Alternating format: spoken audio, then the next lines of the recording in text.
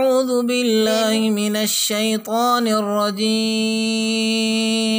بسم الله الرحمن الرحيم. ولا تأكلوا أموالكم بينكم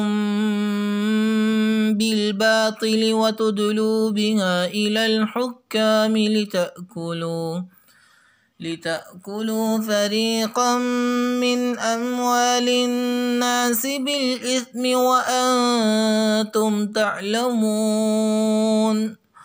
يسألونك عن الأهلة قل هي مواقيت للناس والحج وليس البر بأن تأتوا البيوت من ظهورها ولكن البر من اتقى وأتوا البيوت من أبوابها واتقوا الله لعلكم تفلحون.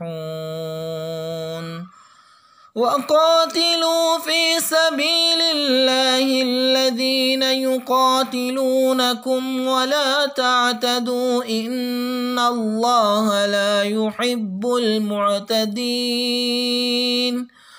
واقتلوهم حيث ثقفتموهم وأخرجوهم من حيث أخرجوكم والفتنة أشد من القتل ولا تقاتلوهم عند المسجد الحرام حتى يقاتلوكم فيه فإن قاتلوكم فاقتلوهم كذلك جزاء